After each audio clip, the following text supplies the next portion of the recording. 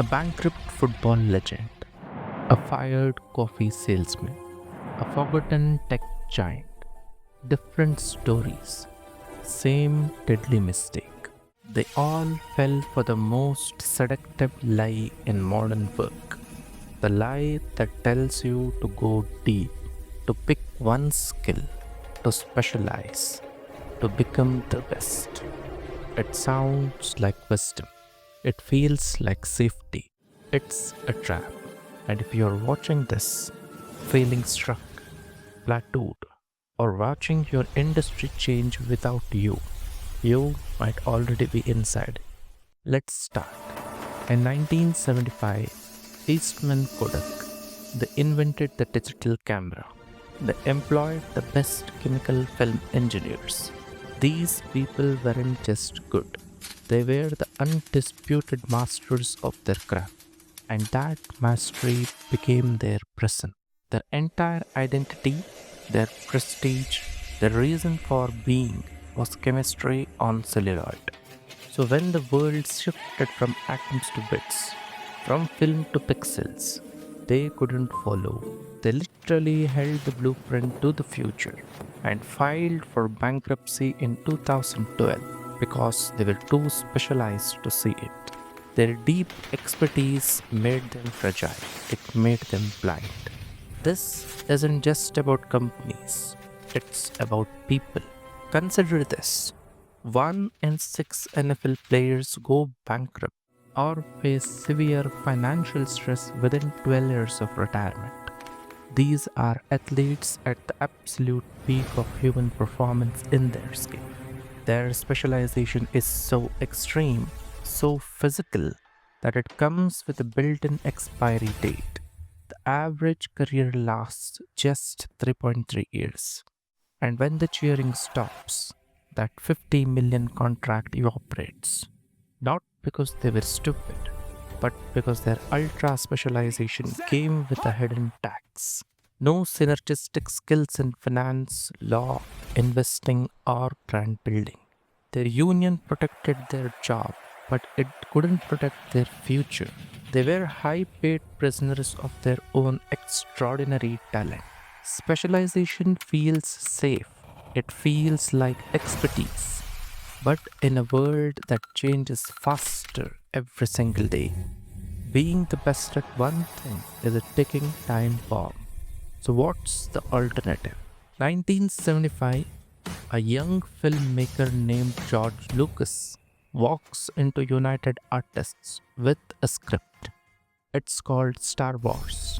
They laughed him out of the room. Too weird, too niche. His specialized skills, his visionary genius wasn't enough. So he goes to 20th Century Fox with a different proposal. He says, keep my $500,000 director's fees. Just give me the merchandising rights. Now, in 1975, movie merchandising was a joke, a sideshow. The asset was the box office, the ticket sales. Toys were an afterthought. Fox thought they were getting a steal. But Lucas wasn't just a director in that moment. He became a deal maker, a strategist. He understood a layer beyond filmmaking, the layer of law, ownership, and intellectual property. That one clause, born from that one additional skill, built a $1 billion empire from action films alone. The lesson is brutal. The world doesn't pay you for your masterpiece, it pays for the deal you make around it. This is what we call the skill stack. It's your escape hatch. Your stack isn't one towering skill, it's a unique combination of sales, marketing, finance, law, operations, leadership, and technology, all assembled like Lego blocks. You're not one thing, you're a portfolio of capabilities. But a toolkit is useless if you don't know what to build with it. Once you start building your stack, you apply it to three realms. Master these and you control the game. Miss one, you'll always be playing on someone else's board. Realm 1, cash flow. It's the lifeline. 2011, Netflix is in trouble. They have just angered their entire customer base by trying to split their DVD and streaming services. Subscribers are fleeing. The stock is collapsing. They are running out of cash. CEO Reed Hastings has a choice: pull back, cut costs, play it safe, or bet the entire company on a new future. He bets 100 million US dollars cash on the unthinkable, making their own shows, originals like House of Cards. It wasn't just a TV series, it was a cash flow engine. He accepted pain today, that is massive spending, in order to secure a future of recurring monthly subscriptions. He was engineering the lifeblood of any endeavor. Realm 2 systems. Taylor Swift Eras Tour is not a concert. It's a logistic empire, a factory of dynamic ticket pricing, staggered merchandise drops that turns fans into billboards, and city-specific economic deals so precise that the Federal Reserve Bank studied its impact. 1.4 billion US dollars in revenue, built not on hit songs alone, but on repeatable, scalable systems. McDonald's doesn't win the best burger.